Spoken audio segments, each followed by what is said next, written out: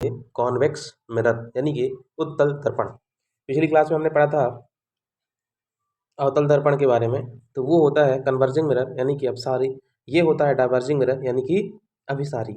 ये क्या करता है, किरणों को फैला देता है। वो करता था कि किरणों को एक ही जगह पे समेट लेता था, लेकिन ये किरणों को क्या करता है, फैला देता है। ठीक है, अब इसमें जो है ध्यान होगा कि वस्तु को रखने का तरीका होता है, हम वस्तुओं को रखने के लिए इसका यूज करते हैं, सर्कल का यूज करते हैं, और जो प्रतिबिंब बनता है उसको बताने के लिए रेक्टेंगल का यूज करते हैं। ठीक है, यहाँ पे भी उसी तरीके से चर्चाएं होंगी कि जैसे ये एक कौन सा मिरर है, कॉन्वेक्स मिरर है, उत्तल दर्पण है, इसमें भी उसी तरीके से सारे पॉइंट होंगे। ये पोल है, ये फोकस है, वक्रता केंद्र है और ये अनंत है। ठीक है, वस्तु 6 लोकेशंस में रखी जा सकती है पिछले वीडियो के अनुसार। ठीक है, इनफाइनाइट में वक्रता केंद्र पे, फोकस दूरी पे। ठीक है, इनफाइनाइट और वक्रता केंद्र के बीच, फोकस दूरी और वक्रता केंद्र के बीच, पोल और फोकस के बीच में रखी जा सकती है। ठीक है, तो उसका प्रतिबिंब क्या होगा, कहाँ पे बनेगा, ये हमको देखना है। देखिए, वस्तु का प्रतिबिंब, मजे की बात यह है इस सारे के सारे प्रतिबिंब जो बनेंगे सीधे बनेंगे, आभासी बनेंगे और वस्तु से छोटे बनेंगे। ठीक है, सीधे, आभासी, वस्तु से छोटे। सीधे, आभासी और वस्तु से छोटे बनेंगे पहली बात। जबकि हम पिछला वाला जो मिरर पढ़े थे उसमें ऐसा नहीं था, उसमें दोनों प्रकार के दोनों प्रकार के प्रतिबिंब बन रहे थे। ठीक है, सीधे और उल्टे दोनों प्रकार के, वास्तविक और आभासी दोनों प्रकार के, वस्तु से छोटे वस्तु से बड़े दोनों प्रकार के। लेकिन यहाँ पे देखिए कि सारे प्रतिबिंब वस्तु से छोटे रहेंगे। सभी प्रतिबिंब कहाँ से कहाँ के बीच में आ जाएंगे, ठीक है, फोकस और पोल के बीच में। अब ध्यान ये रखना है कि जो जितना दूर है उसका प्रतिबिंब उतना छोटा बनेगा, जो जितना पास है उसका प्रतिबिंब उतना बड़ा बनेगा। ठीक है, अब उत्तल दर्पण के जो उपयोग होते हैं, उत्तल दर्पण के उपयोग होते हैं वो गाड़ियों के जो साइड मिरर होते हैं वो सभी के सभी उत्तल दर्पण होते हैं। ठीक है, गाड़ियों के साइड मिरर कौन से होते हैं, उत्तल दर्पण होते हैं। ठीक है, मेट्रो प्लेटफॉर्म पे भी इसका उपयोग किया जाता है। उत्तल दर्पण वहाँ पे यूज किए जाते हैं जहाँ छोटे से मिरर में हमको बहुत ज़्यादा चीज़ें देखनी होती है। एटीएम पे, ठीक है, एटीएम में छोटा सा मिरर लगा रहता है ऊपर, उसमें हमारा पूरा फेस भी दिख जाता है और ठीक है उसका साइज भी बहुत ज़्यादा छोटा होता है। आगे बढ़ते हैं। ठीक है, स्ट्रीट, गलियों में स्ट्रीट लाइट भी होती है। भाई स्ट्रीट लाइट का काम क्या है, प्रकाश को फैलाना, ये फैलाने का काम करते हैं। ठीक है, दर्पण का सूत्र होता है 1/f = 1/v प्लस 1/u। ठीक है, एफ पता है सबको, फोकस दूरी है। एफ ये r/2 भी होती है। ठीक है, यू ध्यान देना है, ये यू और भी यहाँ पे वेलोसिटी नहीं है। ठीक है, यू भी यहाँ पे वेलोसिटी बिल्कुल भी नहीं है, ध्यान देना है। यू है वस्तु की दूरी, वस्तु कहाँ रखी है। वी क्या है, प्रतिबिंब की दूरी। एम आवर्धन क्षमता, आवर्धन क्षमता हमने जब लेंस पढ़े थे तब डिस्कस किया था कि कितने गुना कोई भी वस्तु हमको दिखाई देगी, आवर्धन क्षमता। एच क्या है, प्रतिबिंब की ऊंचाई, और एच नॉट क्या है, वस्तु की ऊंचाई। ठीक है, तो दो फॉर्मूले हैं यहाँ पे, एक है m = HI/h O। ठीक है, यानी कि इमेज की हाइट अपॉन ऑब्जेक्ट की हाइट, और दूसरा है कि -v/u। ठीक है, -v/u। मैग्निफिकेशन, मैग्नीफाई मतलब होता है कि इमेज को कितने गुना बढ़ा के दिखाई जा रहा है। अगर प्रतिबिंब सीधा बन रहा है तो आवर्धन क्षमता कैसी है, नेगेटिव है। और अगर प्रतिबिंब उल्टा बन रहा है तो आवर्धन क्षमता पॉजिटिव होती है। ठीक है, आगे बढ़ते हैं।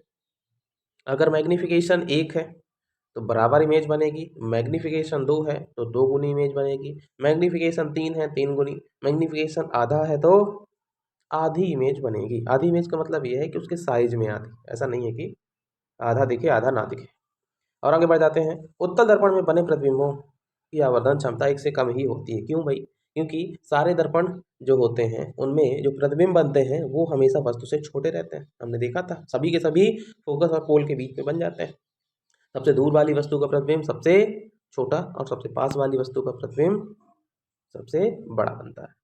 ठीक है, उत्तल दर्पण में बने प्रतिबिंबों की आवर्धन क्षमता कैसी होती है, पॉजिटिव होती है। कैसी होती है, पॉजिटिव होती है।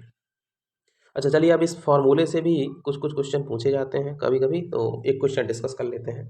ठीक है, जैसे कि देखिए, एक वस्तु जिसकी ऊंचाई 10 सेंटीमीटर है एक अवतल दर्पण के सामने 30 सेंटीमीटर की दूरी पर रखी हुई है। यदि अवतल दर्पण की फोकस दूरी, वो फॉर्मूला केवल उत्तल के लिए नहीं था, दोनों के लिए था। ठीक है, ये है। तो बनने वाले प्रतिबिंब की स्थिति, प्रकृति व आकार बताइए। इसमें वैल्यू पुट करेंगे, v की वैल्यू आ रही है यहाँ पे नेगेटिव। ठीक है, और इसमें वही ध्यान देते हैं कि जैसे अगर ये कोऑर्डिनेट है, ठीक है, तो इसके लेफ्ट वाला नेगेटिव और राइट वाला पॉजिटिव, क्योंकि v की वैल्यू क्या बन रही है, नेगेटिव। जब v की वैल्यू नेगेटिव बन रही है, इसका मतलब क्या आ रहा है कि m इक्वल टू क्या होता है, v अपॉन u।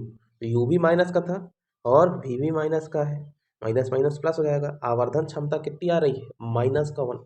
और जब भी आवर्धन क्षमता, देखिए इसको थोड़ी सी और अच्छे से समझाते हैं आपको। फॉर्मूला होता है 1/f equal to 1/v plus 1/u। f की वैल्यू कितनी है, -15। u की वैल्यू कितनी है, -30। ठीक है, बराबर v हमको कैलकुलेट करना। जब v कैलकुलेट करना है तो v की वैल्यू आएगी -30, और m इक्वल टू क्या होता है, -v/u। और इससे यूज करेंगे तो m की वैल्यू कितनी आ रही है, -1। और जब m की वैल्यू -1 आएगी तो वस्तु की ऊंचाई क्या होगी, और प्रतिबिंब की ऊंचाई अपन वस्तु की ऊंचाई। तो सबसे पहले देखेंगे कि प्रतिबिंब की ऊंचाई तो सेम साइज के बनेंगे। ठीक है, अगर वस्तु की ऊंचाई 10 सेंटीमीटर है तो ये भी उतनी ही बनेगी, इस तरीके से। एक दूसरा क्वेश्चन है, एक वस्तु जिसकी ऊंचाई 7 सेंटीमीटर है एक अवतल दर्पण से 27 सेंटीमीटर की दूरी पर रखी। यदि अवतल दर्पण की फोकस दूरी 18 सेंटीमीटर हो तो इस दर्पण से कोई पर्दा कितनी दूर लगाया जाए कि एक चमकीला प्रतिबिंब प्राप्त किया जा सके। ठीक है, मतलब कि यहाँ पे वस्तु कहाँ पे रखी हुई है, सी और एफ के बीच में रखी हुई है। ठीक है, यानी कि ठीक है, ये हो गया। अब सोचिए, अगर सामने रखी है सी और एफ की तो इसका प्रतिबिंब हमको पता है। ठीक है, इसका प्रतिबिंब कहाँ बनेगा, अनंतर और वक्रता केंद्र के बीच बनेगा, हम पहले ही डिस्कस कर चुके हैं। उल्टा बनेगा, उल्टा इसके लिए आपको पिछला वीडियो देखना पड़ेगा। उल्टा बनेगा, वास्तविक बनेगा और वस्तु से बड़ा बनेगा। ठीक है, वस्तु से बड़ा बनेगा।